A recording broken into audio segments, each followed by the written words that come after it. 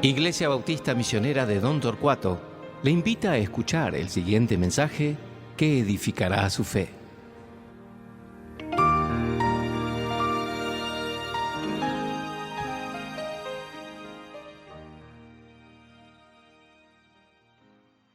Muy buenos días, hermanos. Espero que se encuentren bien en esta mañana.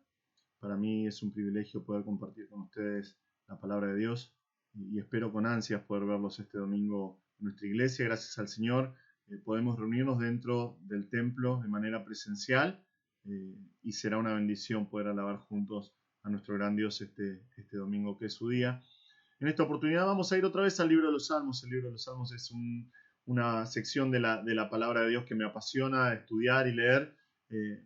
Y vamos a saltear por una semana nuestro estudio del libro de 1 Corintios que Pastor Reinaldo está predicando de manera expositiva y ha sido una tremenda bendición para nosotros. Y esta mañana vamos a ir al Salmo número 113. Este salmo que tenemos frente a nosotros es un salmo anónimo, no sabemos quién fue su autor, quién lo escribió. Y marca el comienzo de un conjunto de cánticos que se llaman Jalel, significan alabanza. Tenemos nosotros tres grupos diferentes de salmos en la Biblia que se llaman Jalel, distintos tipos de Jalel que se cantaban durante diferentes festividades religiosas judías. El primer grupo de salmos, que va desde el Salmo 113 al Salmo 118, son conocidos como el Jalel de Egipto o el Jalel egipcio. Históricamente eran salmos que se entonaban durante la Pascua. Tenemos varias fiestas, tenemos la fiesta de tabernáculos, Pentecostés, Pascua, que eran las fiestas más importantes de los judíos. Pero estos se cantaban durante la Pascua, ya que estos salmos recuerdan la grandeza de Dios, la misericordia de Dios para con Israel, al enviar a Moisés, al librarlos como pueblo, que eran un pueblo que estaba esclavizado.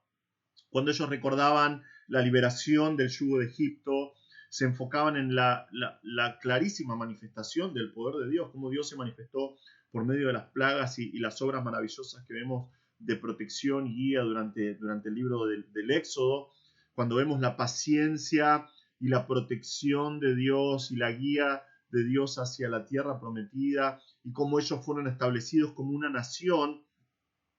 Todos motivos para alabar al Señor por su infinita misericordia para con ellos. Ellos fueron elegidos de entre las naciones paganas simplemente por el puro afecto de la voluntad de Dios. No había nada de valor en Israel. Simplemente fue por la voluntad perfecta, por el puro afecto de Dios, que Él los eligió para que sean su pueblo y que ellos sean luz a las demás naciones. Y ellos recordaban esto. Generalmente estos salmos se cantaban en dos tandas durante la celebración de la Pascua. Salmos 113 y 114 se cantaban antes del banquete de la comida, antes de comer el cordero pascual con hierbas y panes sin levadura. Y Salmo 115 a Salmo 118 se cantaban después de comer este banquete. Al conmemorar la Pascua al conmemorar la liberación que Dios hizo con Israel, ellos se llenaban de gozo, realmente se llenaban de gozo y alababan juntos. Era su manera de expresar una profunda gratitud de manera colectiva al Señor que los libró. Y de eso se trata este salmo. Es un llamado a la alabanza. El famoso predicador inglés Charles Spurgeon dijo lo siguiente de este salmo: este es un salmo de pura alabanza y hay en él poco que requiera exposición. Un corazón fervoroso, lleno de adoración por el Altísimo, comprenderá muy bien este himno sagrado. O en otras palabras, este salmo no tiene muchos interrogantes teológicos para explicar, no tiene muchos textos dificultosos para entender. El creyente que conoce al Señor se acerca a este salmo a contemplar la persona del Señor y no puede hacer otra cosa que sea alabarlo. Y es que de eso se trata la vida del creyente. Si el corazón del creyente está constantemente meditando en el Señor, está constantemente meditando en su palabra, enfocado en la obra de redención que el Señor ha hecho en su vida, esa vida va a ser una constante alabanza. Sus palabras van a manifestar esa alabanza, sus acciones van a reflejar esa alabanza y va a contagiar a otros con ese mismo entusiasmo de darle gloria y honra al Señor en todo. Y si bien pienso de igual manera que nuestro hermano Spurgeon, también creo que si hacemos un estudio un poquitito más detallado de las palabras de este salmo, nos van a llevar a una alabanza mucho más profunda. Y es lo que vamos a hacer. Vamos a leer el Salmo 113. Dice así: Aleluya. Alabad, siervos de Jehová, alabad el nombre de Jehová. Sea el nombre de Jehová bendito desde ahora y para siempre. Desde el nacimiento del sol hasta donde se pone, sea alabado el nombre de Jehová. Excelso sobre todas las naciones es Jehová, sobre los cielos su gloria. ¿Quién como Jehová nuestro Dios, que se sienta en las alturas, que se humilla a mirar en el cielo y en la tierra? Él levanta del polvo al pobre, y al menesteroso alza del muladar, para hacerlo sentar con los príncipes de su pueblo. Él hace habitar en familia a la estéril, que se goza en ser madre de hijos. Aleluya. Quiero hacer un comentario final antes de nuestra exposición. Cuando consideramos las tradiciones del pueblo de Israel, no podemos dejar de pensar en este salmo. Este salmo, junto a los otros 5, fueron entonados por el Señor Jesús la noche de su última cena en la tierra. Él celebró la Pascua en el aposento alto con sus discípulos, antes de ser traicionado por Judas y arrestado por los líderes religiosos. Mateo 26:30 y Marcos 14:26 nos dicen lo mismo. Nos dicen que luego de entonar el himno, fueron al monte de los olivos. Es interesante pensar que estas palabras que vamos a estudiar hoy, que el salmo que tenemos frente a nosotros, fue entonado por el Señor Jesús horas antes de su pasión. Nuestro breve salmo es un recordatorio de que nuestras vidas tienen que ser una manifestación constante de alabanza al Señor, y nos recuerda por qué. Lo primero que vamos a ver es el llamado a alabar. El llamado a alabar. Versículos 1 al 3, y los voy a leer otra vez. Dice: Aleluya. Alabad, siervos de Jehová, alabad el nombre de Jehová. Sea el nombre de Jehová bendito desde ahora y para siempre. Desde el nacimiento del sol hasta donde se pone, sea alabado el nombre de Jehová. El Salmo empieza con el llamado a alabar propiamente dicho.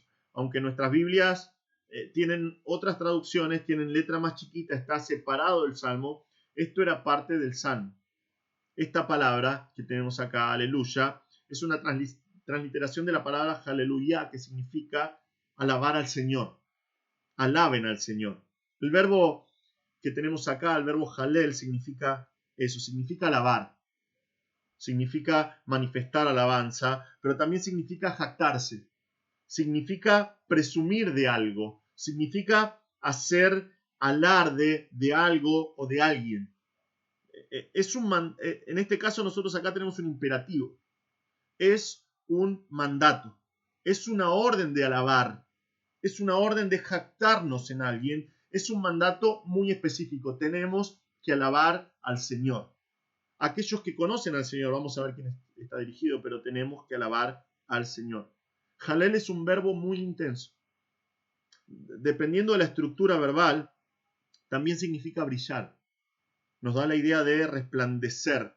Resplandecer como una luz en medio de la oscuridad. Job, por ejemplo, en sus días buenos, cuando él recordaba, sus días buenos, en medio de su angustia, usa estas palabras en capítulo 29, dice: y reanudó Job su discurso y dijo: ¿quién me diera volver a ser como en meses pasados? Como en los días en que Dios velaba sobre mí, cuando su lámpara resplandecía sobre mi cabeza y a su luz caminaba yo en las tinieblas. Es exactamente la misma palabra cuando dice resplandecía, es halel. El llamado a alabar que vemos acá es muy profundo. Va más allá de cantar un corito. Muchas veces se asocia la alabanza con cantar coritos. Va mucho más allá. Va mucho más allá de gritar un amén bien fuerte. Es un llamado a jactarnos. Es un llamado a hacer alarde, pero hacer alarde del Señor y sus obras. Y que esa alabanza llegue a resplandecer, manifestando de una manera radiante a otros lo que el Señor ha hecho en nuestras vidas. Podemos aprender tanto al observar la vida de alabanza a la que nos llaman los salmos. Es tan rico, es tan profundo. David, por ejemplo, este salmo no lo escribió David, muy posiblemente no lo haya escrito él. Pero David, al pensar en quién es Dios, en lo que Dios había hecho en el pasado en su vida, él no dudaba en levantar sus manos en alabanza. no dudaba en declarar públicamente, no dudaba en bailar, aún él danzaba delante del Señor, confesando frente a todos el nombre de Dios. Este es un llamado a vivir una vida que medita en el Señor, que medita en sus palabras, que medita en sus obras y manifiesta un corazón entusiasmado por el Señor mediante la alabanza. Alabanza personal y colectiva, alabanza pública, alabanza privada. Entonces, una vez visto el llamado a la alabanza en el título, tenemos acá 3 aspectos del llamado. Y podemos ver que este salmo es bien enfático, porque tiene la misma palabra 3 veces, tiene el mismo verbo que está en imperativo. Esto es un recurso del idioma hebreo, usar 3 veces la misma palabra, para mostrar que algo es importantísimo. Una vez es importante, 2 veces en la palabra de Dios es re importante. Cuando hay algo que está descrito y repetido 3 veces en el mismo lugar, es que es importantísimo. No vas a encontrar algo que sea más hebreo que esto en el Antiguo Testamento. Al usar este imperativo 3 veces, el autor nos muestra la urgencia, la necesidad que tenemos de exaltar, de alabar el nombre del Señor. El primer aspecto que vemos es a quiénes está dirigido el llamado. Acá dice, alabad, siervos de Jehová. La palabra acá en hebreo es sebed, y es el equivalente al griego de la palabra dulos. Nosotros estamos acostumbrados mucho al griego porque estudiamos mucho pasajes del Nuevo Testamento, nos enseña nuestro pastor Reinaldo, y vemos el griego y sabemos que dulo significa esclavo. Significa exactamente eso, literalmente es un esclavo. La palabra ebed es alguien que tiene un dueño sobre sí, alguien que está sujeto a los deseos de una persona que está sobre él. Y acá son los siervos de Jehová, los que fueron adquiridos por Dios para servirle. Podemos imaginar el entusiasmo del pueblo al entonar estos versículos, al entonar estas palabras, alabad, siervos de Jehová. Antes ellos eran esclavos de Faraón. Estaban obligados a trabajar bajo condiciones inhumanas, bajo el azote de supervisores crueles, con condiciones horribles de vida, de hacinamiento, con mala comida. Eran esclavos de Faraón, pero el Señor los libró. El Señor envió a Moisés. El Señor con mano poderosa los sacó. Él destruyó a sus opresores y los guió a una tierra que fluye leche y miel. ¿Por qué? Porque Jehová, el gran yo soy, los había librado. Ahora ellos son esclavos de Jehová. Siguen siendo esclavos, pero ahora son esclavos de Dios. Un Dios fiel, un Dios misericordioso, un Dios generoso. Ellos tenían que alabarlo. Entonces es un llamado a los siervos de Jehová, aquellos que fueron adquiridos por Jehová. El siguiente aspecto, aunque lo vemos en el título, es el objeto de la alabanza. Dice, alabad el nombre de Jehová.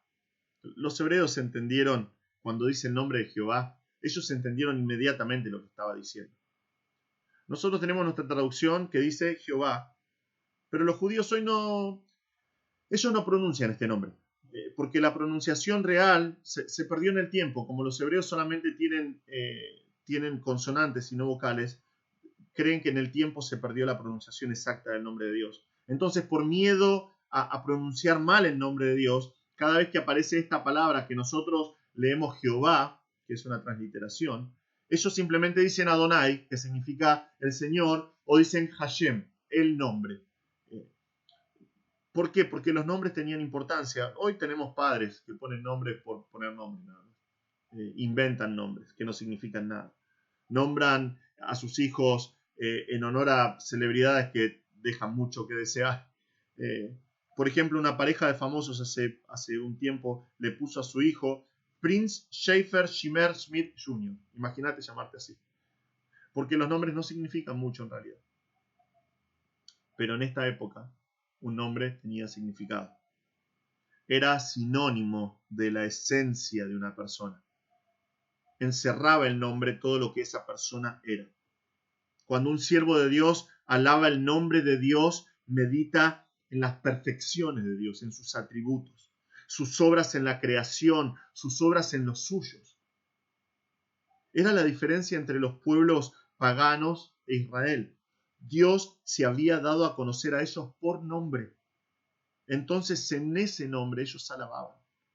Cuando el Señor se presentó a Moisés, le dijo: yo soy el Dios de Isaac, de Abraham, de Isaac y de Jacob, tus padres. Yo te voy a mandar a librarlos. Y él dice: Señor, si ellos me preguntan, ¿quién le voy a decir cómo te llamas? Y él le dijo: yo soy el que soy. Y este va a ser mi nombre para siempre entre ustedes, Jehová. Salmo 5:11, por ejemplo, dice: pero alégrense todos los que en ti confían, den voces de júbilo para siempre, porque tú los defiendes. En ti se regocijen los que aman tu nombre, aquellos que conocen a Dios. Aman a Dios. Es sinónimo de esto lo que dicen estos pasajes. Los que conocen a Dios aman su nombre, aman a Dios. Salmo 9:2 dice: me alegraré y me regocijaré en ti, cantaré a tu nombre, oh Altísimo. Es la persona misma de Dios. Versículos 10 y 11, Salmo 9 dice: en ti confiarán los que conocen tu nombre, por cuanto tú, oh Jehová, no desamparaste a los que te buscaron. Cantad a Jehová, que habita en Sión, publicad entre los pueblos sus obras. Vemos acá una persona que confía en el nombre de Dios. ¿Por qué? Porque conoce a Dios personalmente, experimentalmente, y entonces tiene que alabar. Alabar el nombre del Señor entonces es declarar quién es Él, cuáles son sus atributos, que vamos a llegar a ver más adelante en el Salmo, pero no es casualidad que diga el nombre de Jehová y la palabra usada sea Jehová, el nombre del pacto, porque este es el nombre que usa para demostrar que Dios es un Dios personal. Él es el gran yo soy, Él es el único autosuficiente. Él es el que rescató a Israel de las garras de Egipto y también puede rescatar a cualquier persona del pecado y la condenación eterna. Este es Jehová, el Dios que se dio a conocer. No solamente se dio a conocer por su nombre, sino que Él dio a conocer su voluntad por medio de su palabra. Él nos dio su palabra. ¡Qué privilegio! ¡Qué oportunidad para meditar en esto y poder alabarlo de una manera que lo glorifica, que es digna de Él! El tercer aspecto del llamado nos muestra la naturaleza continua de la alabanza. Dice: sea el nombre de Jehová bendito desde ahora y para siempre. La palabra bendito acá para el nombre de Jehová tiene la idea de postrarse en adoración, de ponerse de rodillas, dando palabras de alabanza, palabras que son de honra, muestra una actitud de humillarse, en este caso humillarse ante Dios por quién es Él. Pero es interesante que el Salmo nos dice desde ahora y para siempre. No habla del pasado. Es probable que nuestra vida no haya manifestado esta actitud antes. Posiblemente no conocíamos al Señor como lo conocemos ahora. Pero, dice el salmista, desde ahora, a partir de ahora, que estás escuchando este llamado, que estás escuchando estas palabras, desde ahora y hasta la eternidad, y por ende, por la eternidad, bendecí el nombre del Señor. Bendecí el nombre de Dios. Y tal vez nos preguntamos, ¿dónde lo hago? ¿Cuándo lo hago? ¿Domingos a la mañana o domingos a la tarde? ¿Sábado? ¿Cuántas veces por semana? El salmista nos dice el momento, nos dice: desde el nacimiento del sol hasta donde se pone, sea alabado el nombre de Jehová todo el tiempo. Nuestras vidas deben manifestar, expresar alabanza al Señor desde que sale el sol hasta el anochecer. Muchas veces nos levantamos a la mañana y no sabemos ni dónde estamos. Pero estos versos nos indican que mi prioridad al comenzar el día y mi último pensamiento antes de dormir tiene que ser el Señor. Nos da la idea que durante la extensión de todo el día alabamos al Señor. Esto es algo que hacían los israelitas. Los israelitas piadosos se levantaban a la mañana adorando al Señor, orando al Señor durante todo el día, hablaban con sus hijos, con sus vecinos, con personas que se encontraban en el camino sobre el Señor, y a la noche dormían pensando en el Señor. Y es lo que tienen que hacer los siervos de Jehová, desde el nacimiento del sol hasta el anochecer, y tiene que ser en cualquier lugar en el que estemos, porque según algunos rabinos de la antigüedad también implica eso, que desde el amanecer al anochecer implica de una punta a la otra del mundo durante todo el recorrido del sol, del este al oeste, en todo lugar. En toda la tierra Dios tiene que ser alabado. Dios tiene que ser alabado en todas las naciones. La aplicación de este llamado para nosotros es muy práctica. Si sos salvo, si vos conocés al Señor, vos no fuiste rescatado de Egipto, pero fuiste rescatado del pecado. No estabas en cadenas en Egipto bajo Faraón, pero estabas encadenado en el pecado. Tu destino era el infierno eterno, pero fuiste comprado por la sangre de Cristo. Por tanto, ya no sos esclavo del pecado.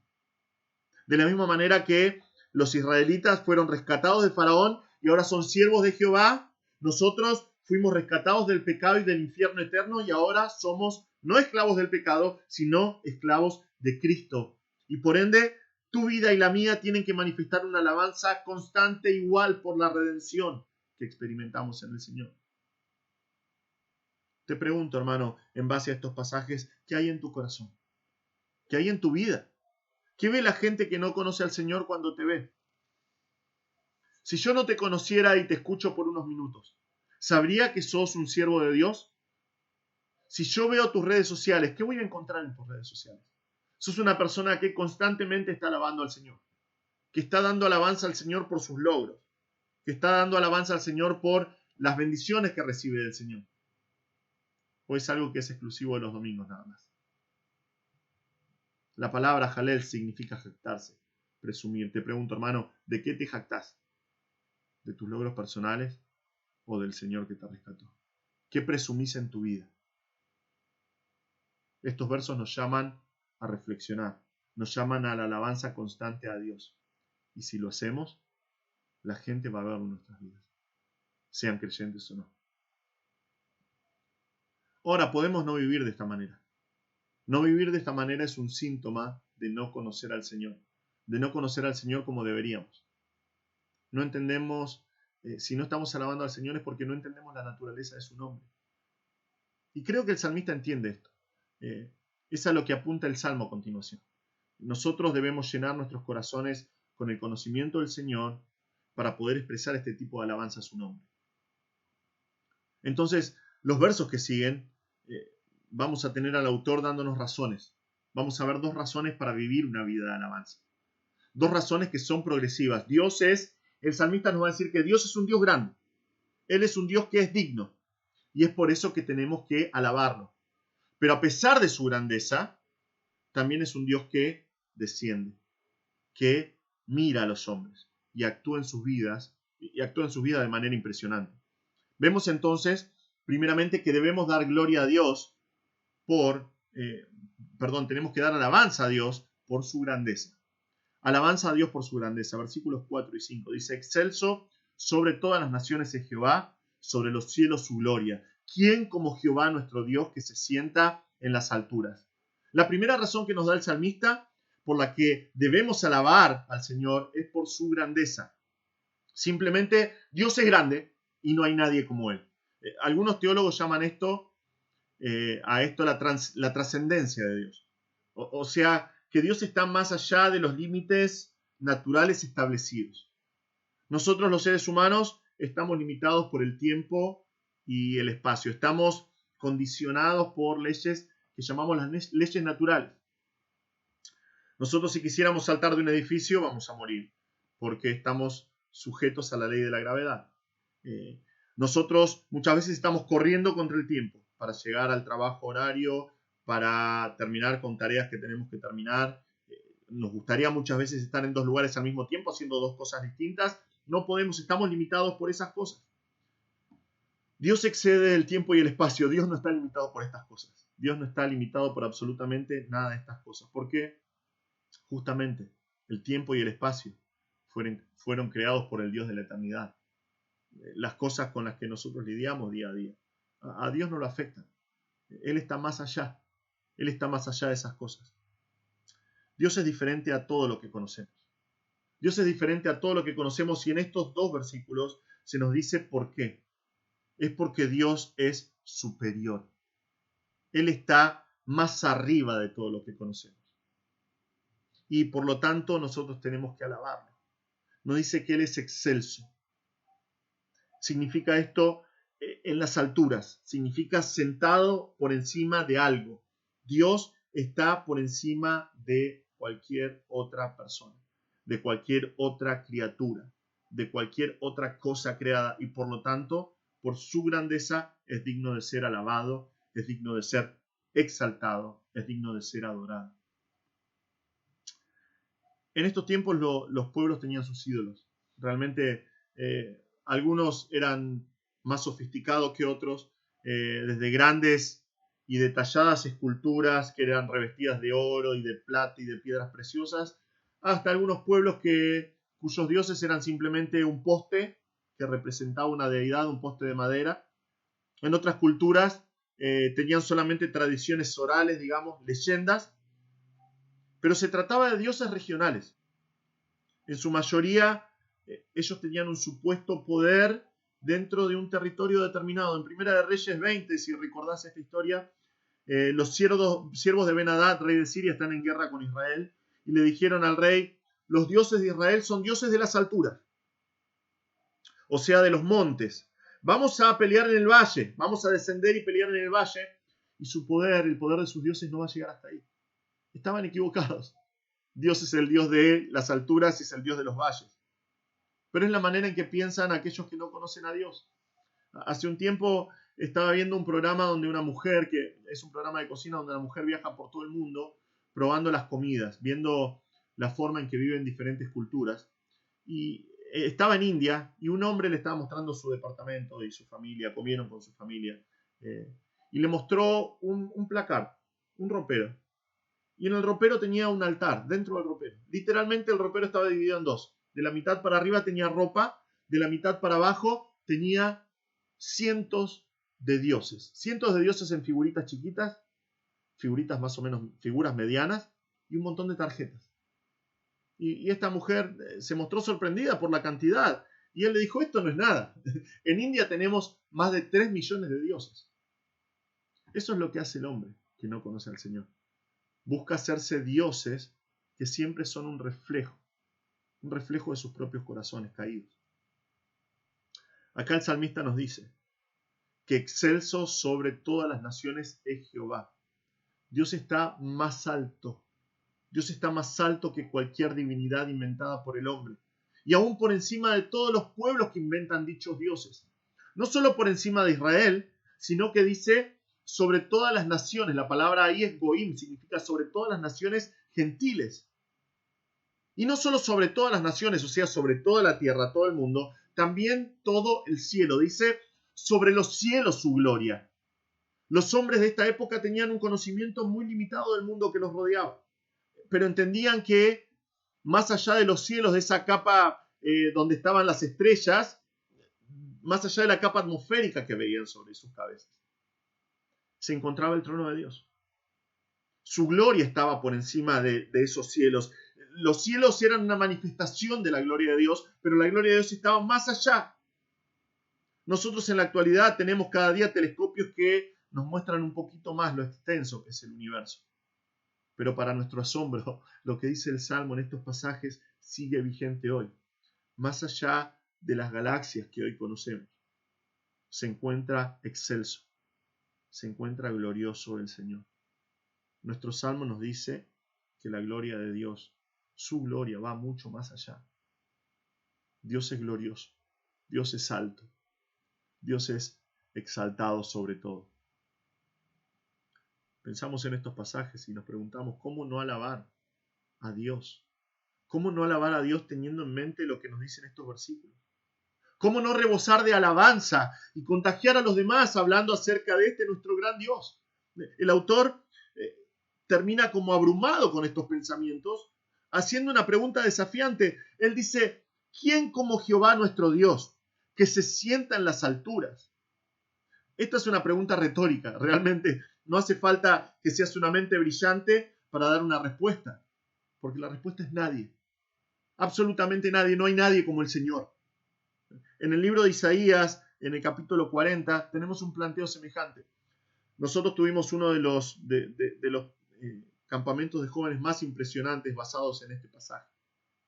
Versículo 25 de Isaías 40. Pero Isaías 40, comenzando en versículo 18, dice, ¿a qué pues haréis semejante a Dios? ¿O a qué imagen le compondréis? El artífice prepara la imagen de talla. El platero le extiende el oro y le funde cadenas de plata. El pobre escoge para ofrecerle madera que no se apolille. Se busca un maestro sabio que le haga una imagen de talla que no se mueva. ¿No sabéis? ¿No habéis oído? ¿Nunca os lo han dicho desde el principio? ¿No habéis sido enseñados desde que la tierra se fundó? Él está sentado sobre el círculo de la tierra, cuyos moradores son como langostas. Él extiende los cielos como una cortina, los despliega como una tienda para morar. Él convierte en nada a los poderosos y a los que gobiernan la tierra hace como cosa vana, como si nunca hubieran sido plantados, como si nunca hubieran sido sembrados, como si nunca su tronco hubiera tenido raíz en la tierra. Tan pronto como sopla en ellos se secan y el torbellino los lleva como hojarasca. ¿A qué, pues, me haréis semejante o me compararéis? Dice el santo. Ninguna cosa material puede compararse con Dios. Absolutamente nada ni nadie en este mundo puede compararse con Dios. Él es Dios soberano. Él es Señor. Ni siquiera lo que el hombre considera más valioso, que es el oro. Nada, absolutamente nada. Los hombres tenemos la tendencia en nuestro pecado de compararnos los unos con los otros y sentirnos mejor muchas veces. Pensar que somos más buenos, que somos más santos, que somos más altos, somos más lindos. Pero al momento de compararnos con el Señor, nuestra indignidad queda en evidencia porque no hay nadie, no hay como el Señor nuestro Dios. Y el salmista dice, es nuestro Dios. ¿Por qué es distinto? Porque está sentado en las alturas. Dios está en lo alto, sentado en su trono soberano en poder y en control. Jehová está por sobre todo y por ende todo lo demás está bajo sus pies. Entonces todo está bien, Dios está en control. Esto tiene que motivarnos a alabar al Señor, vivir en confianza plena sin importar lo que pase. Si el país se cae de a pedazos, los siervos del Señor lo alaban, porque solo Él está sentado en las alturas, solamente Él es excelso. Es la actitud de Habacuc. Él sabía que venían a invadir el pueblo, que venían a destruir todo con invasión, cuando dijo, aunque la higuera no florezca ni en las vides haya fruto, aun si la vida cambia, todo lo que conozco cambia, y el ganado deja de ser ganado y deja de tener cría los ganados, con todo yo me alegraré en el Señor, dice, yo me alegraré en el Señor. Estos tiempos, este último año y medio, 2, han sido una prueba para muchos, la pandemia, la economía, el libertinaje, la maldad que parece reproducirse en la tierra más y más, todo parece ser un desastre. Si conoces a Dios, tenés que alabarlo y manifestar esa alabanza a los demás, porque tu Dios es inigualable, está en control de todo, por encima de todo, porque Él es excelso. Los gobiernos van y vienen, todos son puestos por la mano soberana de Dios. Y si en medio del caos yo no estoy alabando a Dios, aunque mi boca no lo diga, mi corazón está diciendo, esto se le escapó de las manos a Dios y Dios no está en control. Sin importar lo que suceda en tu vida, el salmista te invita a alabar radiantemente a nuestro Señor, porque Él es grande. No hay nadie como Él. No hay absolutamente nadie como Él. Y esto tendría que ser razón suficiente para tener una vida de constante alabanza a Dios. Pero nuestro salmo va mucho, mucho más allá. Los versos finales realmente son gloriosos. Son gloriosos por las verdades que nos enseñan.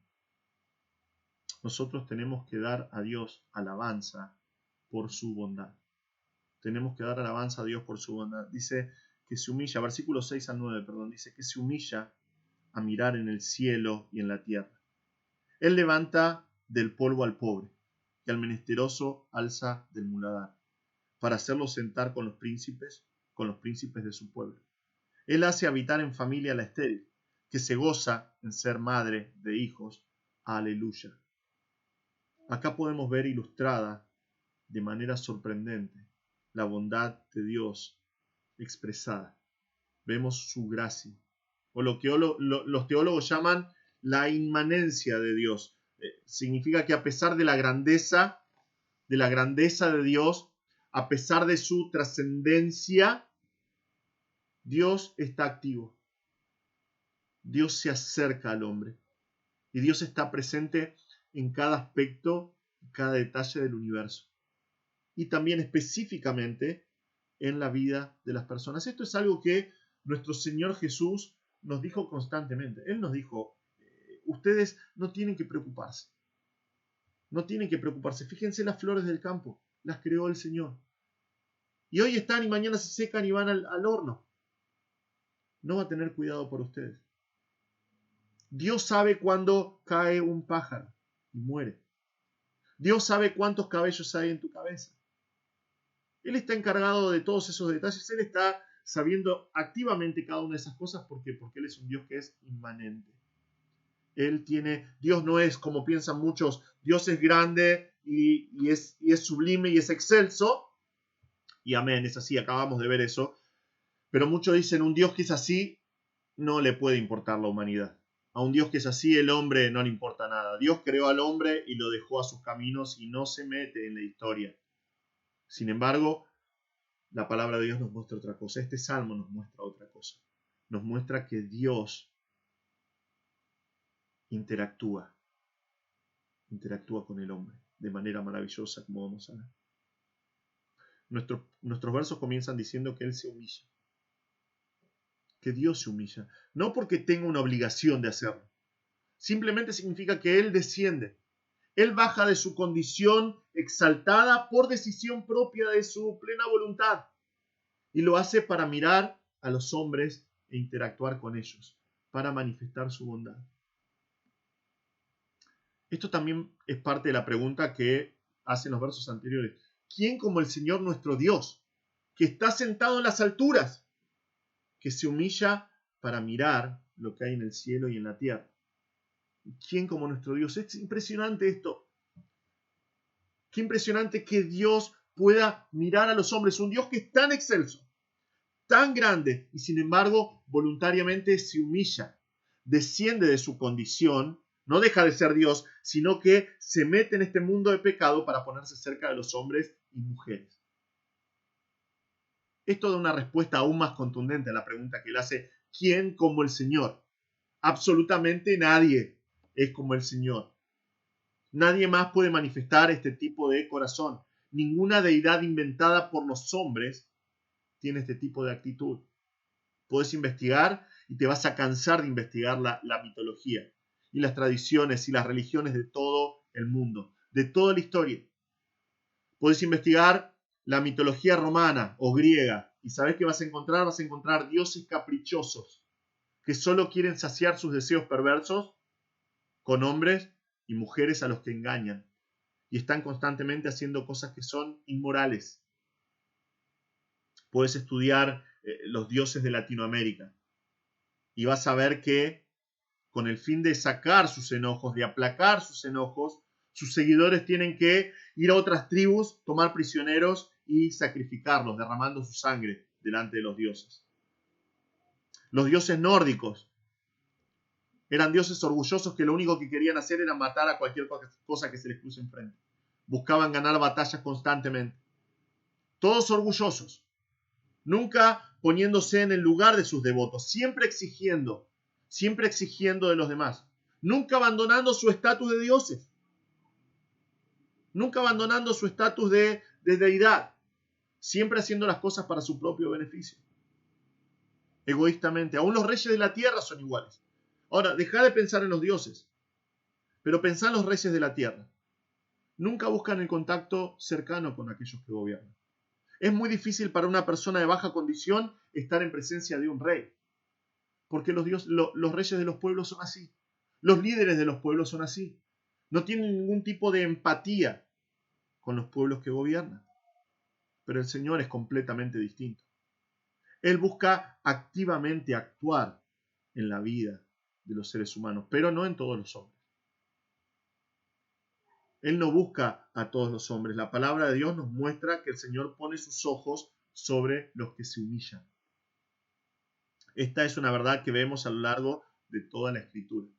Isaías 57:15, por ejemplo, dice: porque así dijo el alto y sublime, el que habita la eternidad y cuyo nombre es el Santo, yo habito en la altura y la santidad y con el quebrantado y humilde de espíritu, para hacer vivir el espíritu de los humildes y para vivificar el corazón de los quebrantados. Dios habita con los humildes. Dios se acerca a aquellos que son humildes, aquellos que reconocen su condición desesperada, aquellos que claman al Señor por salvación. Es con ellos que habita y los levanta. Vemos dos ejemplos. Vemos dos ejemplos de él actuar misericordioso del Señor con los hombres. Primero, versículos 7 y 8, nos dice que él levanta del polvo al pobre y al menesteroso alza del muladar. Es Dios quien levanta al pobre.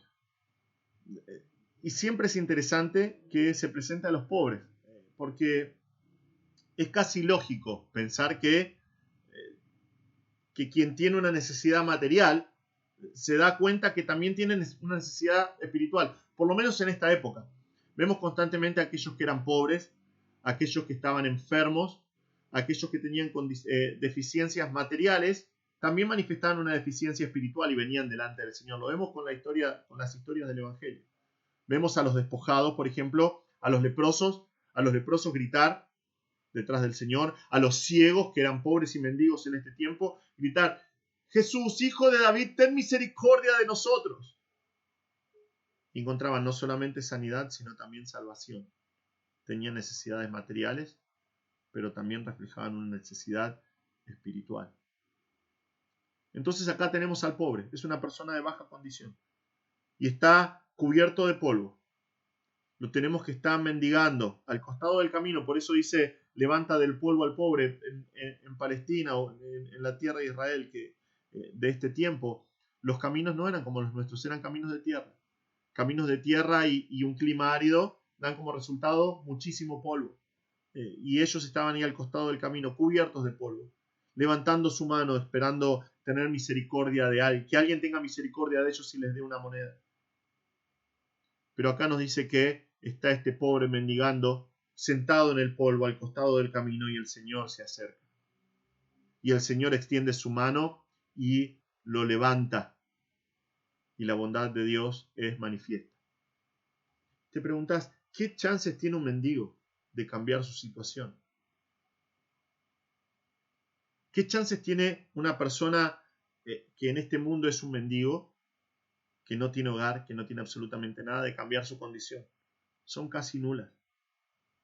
Pero no si es el Señor quien interviene. Y es lo que vemos en estos pasajes. El Señor levanta al pobre, lo levanta del polvo, pero para que sea más impresionante la manifestación de su bondad, nos dice también que al menesteroso alza del muladar. Lo que encierran estas palabras es impresionante realmente. Cuando consideramos lo que dice acá y lo que significa muladar, es impresionante. Y si esto no te motiva a alabar a Dios por su bondad, nada lo va a hacer. Acá tenemos a alguien que es pobre, alguien que es necesitado, que no tiene absolutamente nada, pero que está en el muladar. Para que entendamos esto, tenemos que entender de qué está hablando. Esto está, cuando el Señor habla muchas veces acerca del infierno, que el Señor Jesús cuando habló mucho más del infierno que de cualquier otra cosa, creo, específicamente. Él habla acerca del Gehenna, y dice donde el gusano de ellos no muere, donde el fuego nunca se apaga. Y esta palabra se usaba para describir el valle de Hinnom, que está en Israel, que está en Jerusalén, que es donde tiraban la basura. Esto era el lugar donde era el basurero. Constantemente estaban tirando basura y prendiendo fuego, tirando basura y prendiendo fuego para que se consuma esa basura, para acabar con el olor. Pero estaba constantemente en llamas, y por eso el Señor Jesús lo toma como una ilustración de cómo es el infierno. Pero era el basurero. Y acá el muladar es exactamente eso. Acá tenemos a alguien necesitado, que está fuera de la ciudad, porque no tiene absolutamente nada. Y está en este muladar, este basural, donde se queman los desechos, y en medio de las cenizas, busca algo que no se haya quemado por completo. Algo y le saca el polvo, le saca la tierra, le saca las cenizas, buscando algo que lo ayude para vestirse, algo que pueda vender, algo que todavía sirva, algo más importante que todo, algo que sirva para comer, de todo ese desperdicio. No puede haber una condición peor para esta persona. No puede una persona estar en una condición peor que escarbando entre medio de todo lo que desechan los demás para poder subsistir. Pero llega el Señor. Y nuestro salmo nos dice que lo alza del muladar. Lo alza del muladar.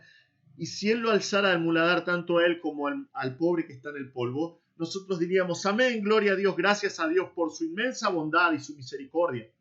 Gracias a Dios por hacer esto con estas personas tan necesitadas, pero no queda ahí. El Salmo nos dice que Él levanta del polvo al pobre, al menesteroso alza del muladar de este basurero para hacerlo sentar con los príncipes de su pueblo. Solo el Señor puede hacer algo así. Solamente el Señor puede cambiar el destino de una persona a causa de su bondad. Es casi imposible que un mendigo encuentre en medio de la basura escarbando un ticket de la lotería y se haga rico, por ejemplo. Pero cada vez que alguien se humilla delante de Dios, reconociendo su desesperada condición, Él extiende su mano. Él extiende su bondad infinita y Él cambia su condición.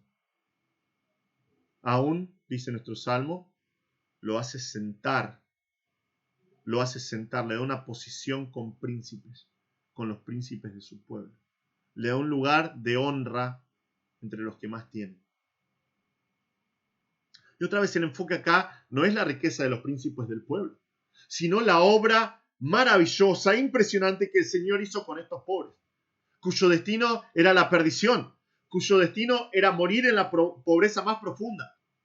El Señor cambió sus vidas, el Señor cambió su destino. ¿Por qué? Por su inmensa bondad, porque Él es un Dios bueno. Finalmente vemos, versículo 9, que Él hace habitar en familia al estéril, que se goza en ser madre de hijos. Ser estéril en este tiempo era sinónimo de desprecio, de ser una persona alejada del resto de la sociedad. Si recordás 1 Samuel 1, la historia de Ana, te acordás de su tristeza. Como Penina, la otra esposa de su marido Elcana, constantemente la estaba molestando, porque ella no tenía hijos. Recordás su tristeza por ser estéril, la llevó a llorar amargamente delante del Señor. Cuando Ana está delante de Elí, ella dice, yo estoy delante del Señor y yo estoy acongojada por la cantidad de penas que hay en mi corazón, yo estoy orando al Señor.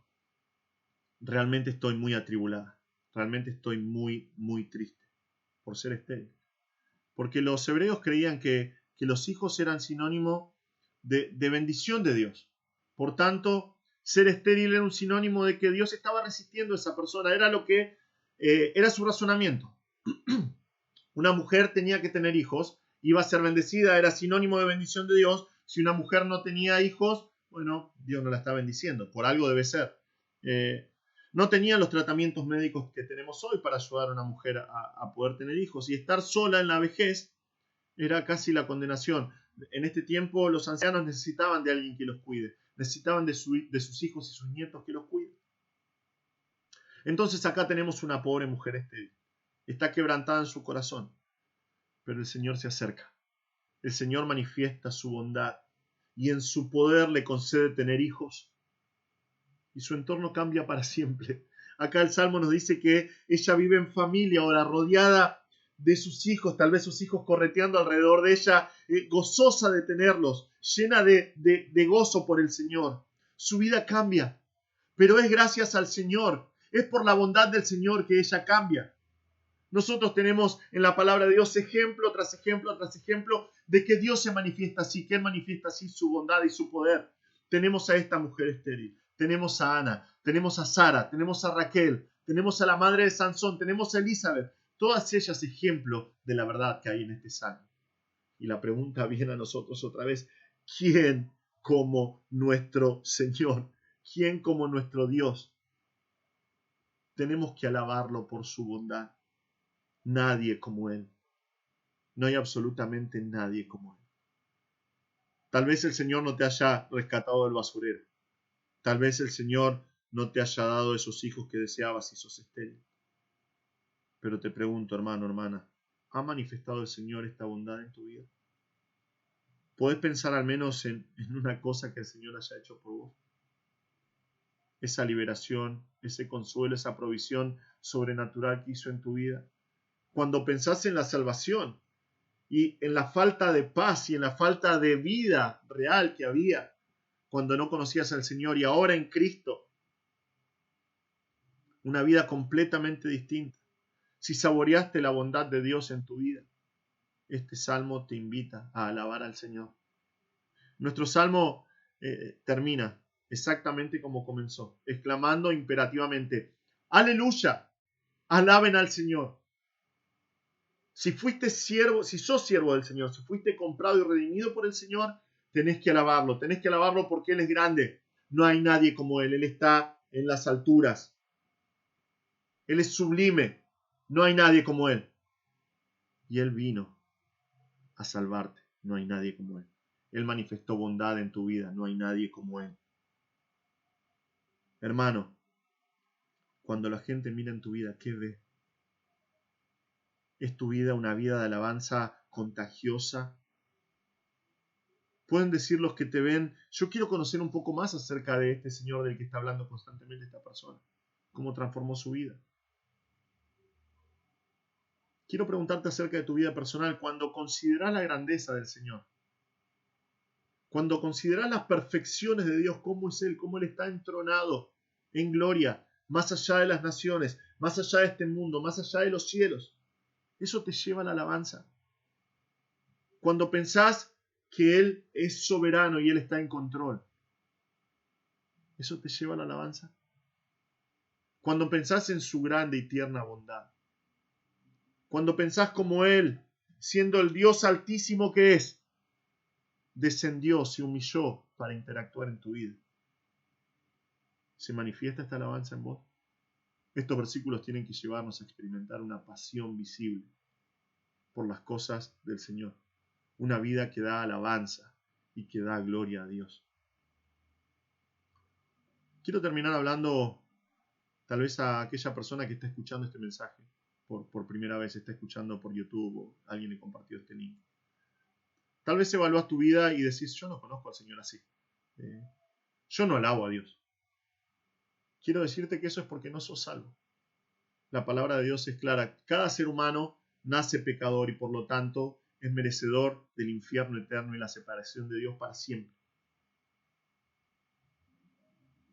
No sos salvo. Todavía no conoces al Señor. Necesitas a Cristo. Pero estos pasajes que leímos, lo que leímos nosotros en este salmo, se hizo realidad en carne y hueso hace poco más de 2000 años atrás.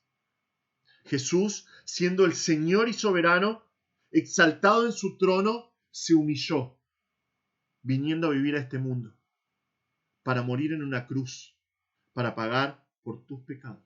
Él vino, Él vio tu condición de pecador, Él vio tu condición desesperada y descendió para poder sacarte de esa condición por su gran amor, por su gracia. Y la Biblia promete que si te arrepentís de tus pecados, si te das cuenta que sos un pecador, te arrepentís de tus pecados y venís a Cristo por perdón, Él va a salvarte. Él va a darte vida nueva, vida eterna. Él va a cambiar tu destino, que ahora mismo es el infierno, para darte vida eterna con Él, en el cielo, por siempre. Por favor, si no conoces a Cristo, vení a Cristo hoy. Y hermanos, no dejemos de alabar al Señor. No dejemos nunca de alabar al Señor por su grandeza y por su bondad. Es lo que nos dice la palabra de Dios. Él, siendo en forma de Dios, no estimó el ser igual a Dios como cosa que aferrarse, sino que se humilló tomando forma de siervo. Y haciéndose obediente hasta la muerte y muerte de cruz, Él lo hizo por nosotros, para acercarnos a Él. Qué gran Dios que servimos. Qué gran Salvador que tenemos. Que podamos alabar al Señor constantemente en nuestras vidas por su grandeza y por su bondad. Vamos a orar. Padre Celestial, te damos muchas gracias por este salmo. Gracias, Señor, por todas las verdades que encierra este salmo. Gracias por el recordatorio y el llamado que tenemos nosotros. Aquellos que hemos sido rescatados, tenemos que alabarte, Señor. Te damos gracias porque este salmo nos recuerda que tú eres un Dios grande. ¿Quién como tú, Señor? No te podemos comparar con nada, Señor. Tú eres un Dios incomparable, un Dios soberano, un Dios sobre todo. Y un Dios que aún estando alto y sublime en tu trono, te hiciste como uno de nosotros, te humillaste, Señor. De la misma forma que rescataste en el pasado a Israel, de la misma forma que el Salmo dice que levantaste al menesteroso del polvo y del muladar y a la estéril le diste hijos, a nosotros nos diste vida eterna. Cargaste con nuestros pecados para darnos vida nueva. Te damos gracias, Señor. Y te pedimos que por favor, al contemplar tu persona, tu grandeza y tu inmensa bondad para con nosotros, podamos alabarte constantemente, que podamos contagiar a otros con esa alabanza, que podamos ser de testimonio a otros que todavía no te conocen. Y te pido, Señor, que si hay alguien que no es salvo todavía que está escuchando esto, que pueda considerar a aquel que se humilló para dar vida eterna y pueda arrepentirse de sus pecados y venir a Cristo. Señor, te damos gracias por todo esto en el nombre de Jesús. Amén.